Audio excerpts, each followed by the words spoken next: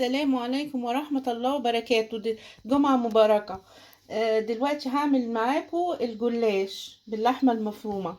معانا لحمة مفرومة، فص توم، ممكن تلغيه خالص بس انا هحط فص توم مع بصلتين متقطعين كده بالشكل ده حتت صغيرة، ومعانا بيضتين، ومعانا فلفل اسمر. هستعمل في التوابل فلفل اسمر، معلقة، نص معلقة فلفل اسمر، وربع معلقة جوز الطيب، ومعلقة ملح، وطبعا سمنة او زبدة هنسيحها كده اهو، وايه تبقى كده اهو عشان ايه. ولفت، ومعانا لفة جلاش، لفة جلاش زي كده مش غالية، ب2 يورو. هنجيب طاسة زي كده ونسخنها قوي على النار، وبعد كده هننزل باللحمة كده اهو.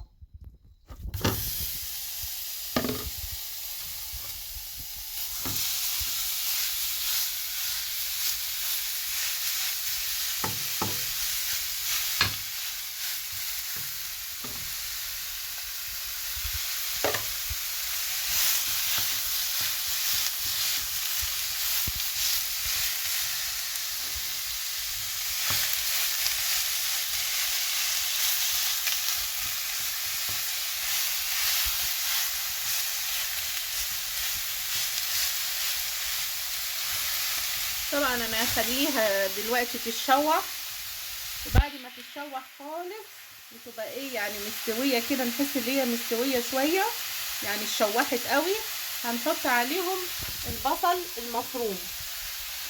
بعد كده هنحط عليها، هوريكم دلوقتي بعد ما تتشوح قوي كده اهو.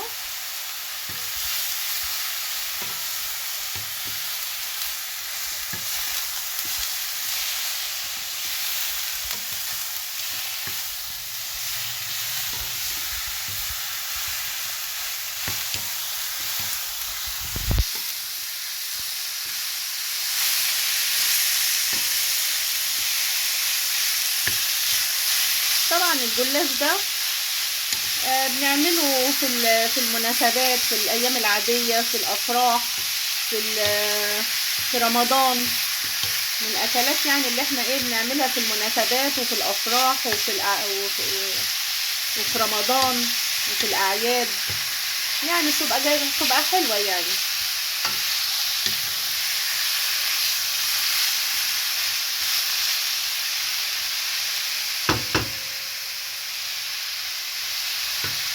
فاصل وراجعه لكم. ورجعنا لكم تاني واهو بنعصج اللحمه. طبعا بصوا ما فيهاش ميه، عشان انا سخني. لو انت مش عايزه اللحمه تنزل لك ميه كده اهو، يبقى لازم تسخني الطاسه دي كويس قبل ما تحطي اللحمه، يعني تسخنيها.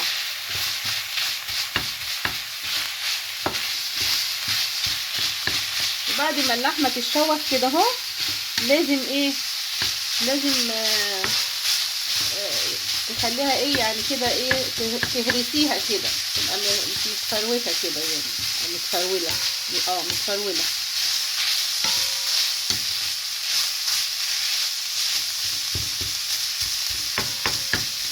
عشان تستوي كويس. بعد كده هنحط جوز الطيب، وهنحط الفلفل الاسمر، هنحط شويه ملح، نقلبهم كويس. بعد كده هننزل بالبصله، بصله كبيره او بصلتين صغيرين زي ما تحب. انا عامله بصلتين ايه يعني ايه متوسطين كده.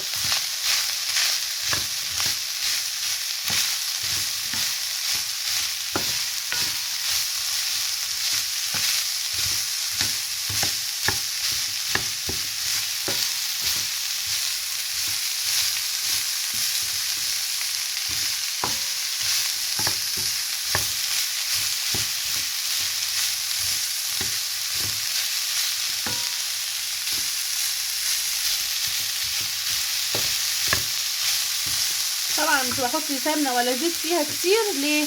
وانا بعصجها علشان لسه هنحط السمنه دي على الجلاش في الصينيه، يعني مش عايزه احط هنا تبقى كتير سمنه، ما حطيتش هنا خالص وانا بعصجها علشان ما يكونش تقيله.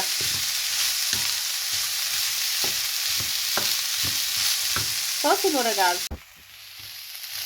اهو قرب يستوي اهو، قربت تتعصج اللحمه مع البصل.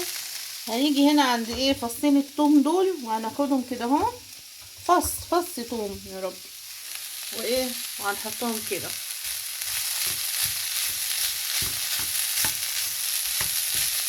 فص ثوم وبشرته.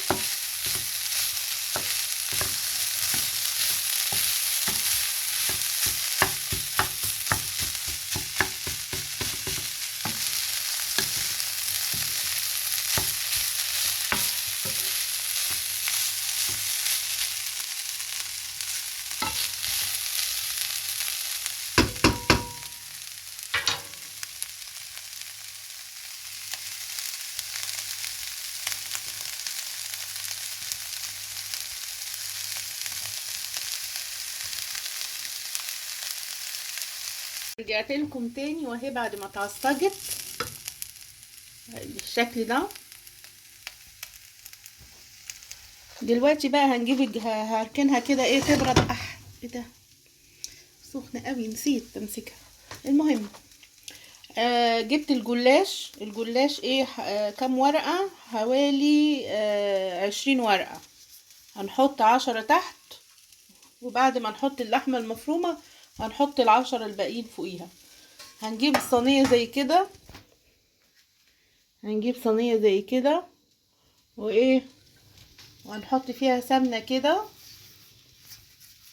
سمنه او زبده. طبعا الجلاش ما بيتعملش بالزيت، بالسمنه او الزبده كده اهو. وندهنها كده كلها. وبعد كده هنيجي كده ايه على ورق الجلاش. هناخد ايه ورقتين، هناخد ورقتين هتشوفوا دلوقتي كده اهو. طبعا انا تنيتها كده عشان ايه هي الورقه كبيره قوي على الصينيه. ها كده اهو بالشكل ده. بعد كده هنحط عليها سمنه كده، زبده كده.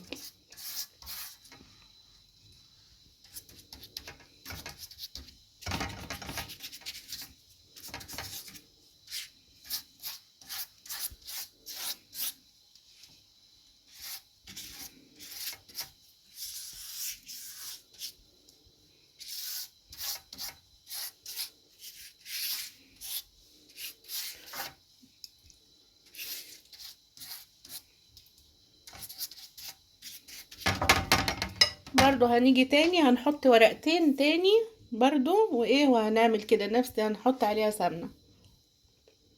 ورجعنا لكم تاني وهو يعني انا عملت ايه ورقتين، وكل ما اعمل ورقتين احط ايه احط فيهم زبدة كده بالشكل ده.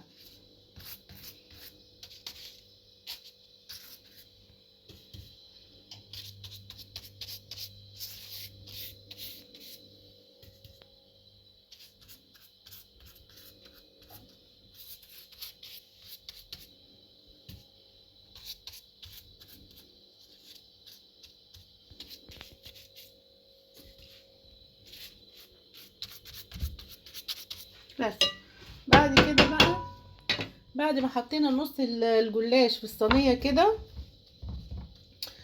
هنيجي بقى هنا عند اللحمة وايه وهنفضيها كده بالشكل ده، وهنوزعها بقى كويس. وبرده بعد ما نعمل نوزعها كويس كده، نعمل ايه نجيب بقية الجلاش نحط برضو عليها ايه ورقتين ونحط زبدة، ورقتين ونحط زبدة بالشكل ده.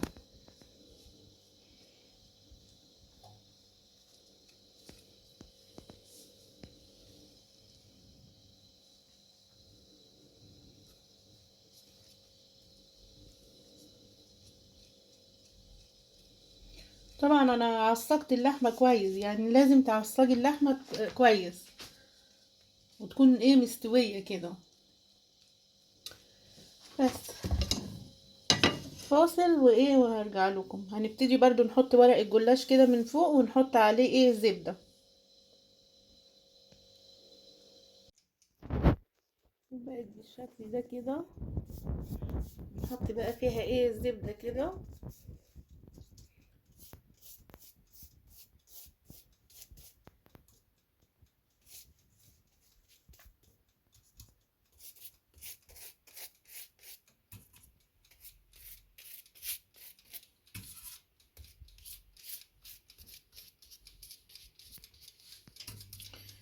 ونبتدي بقى ايه اقطعها دلوقتي، وبعد ما تطلع برضو احطها حوالي 3 دقايق او 3 دقايق كده، واطلعها تاني عشان احط عليها البيضتين دول مع ايه، مع شوية لبن مع شوية ملح بس.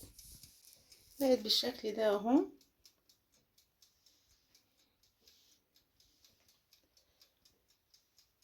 هقطعها بقى. قطعتها اهو. هدخلها الفرن بقى. هولع عليها من تحت الاول، بعد كده تاخد حوالي 3 دقايق كده واتاكد اللي هي استوت من تحت. بعد كده ولع الشوايه بقى وخلصنا.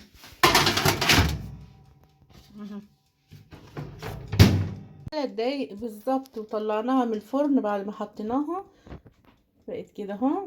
طلعناها بره. بعد كده نجيب بيضتين ونقلبهم كده جامد.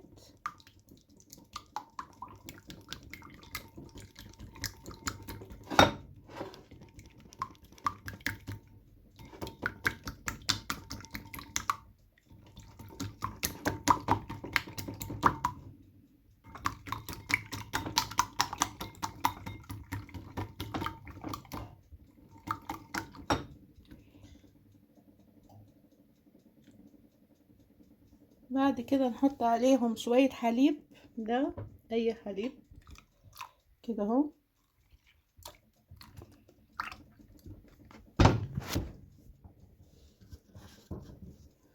شوية ملح.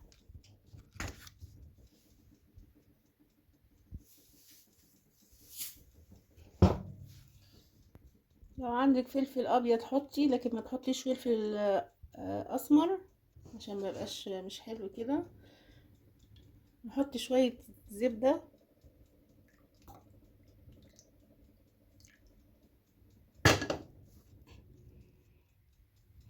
بعد كده نحط شوية بيكربونات زي ما تحبي يعني، بس انا مش هحط كربونات ستيديوم عشان يعني الجلاش ينفش. ها، لكن لا مش شرط يعني.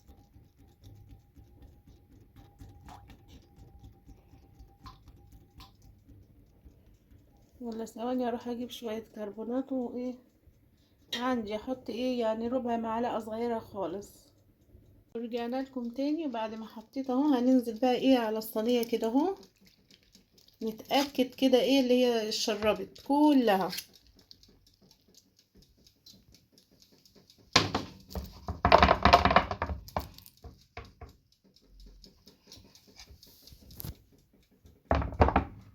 كده اهو.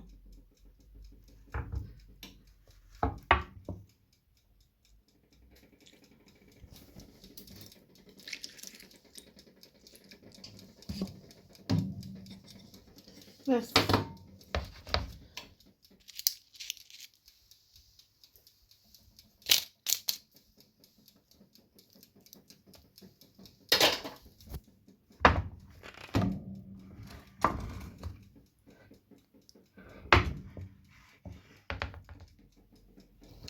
ندخلها بقى الفرن.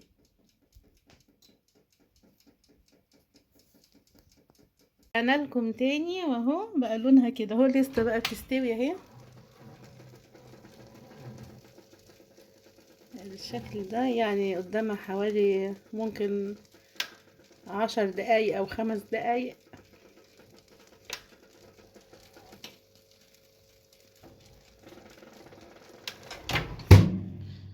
ورجعنا لكم تاني واهو بقى بالشكل الجميل ده بعد ما طلعناه من الفرن. بقى كده اهو روعة. طبعا هنرجع بقى ايه نقطعه تاني.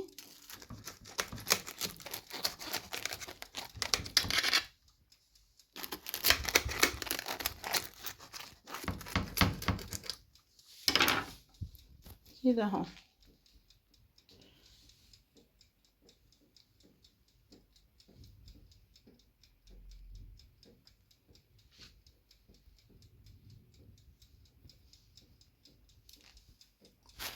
ودلوقتي نقول لكم ما تنسوش تعملوا لايك وشير ومشاركة في القناة، وباي باي. يا دوبك على الأكل.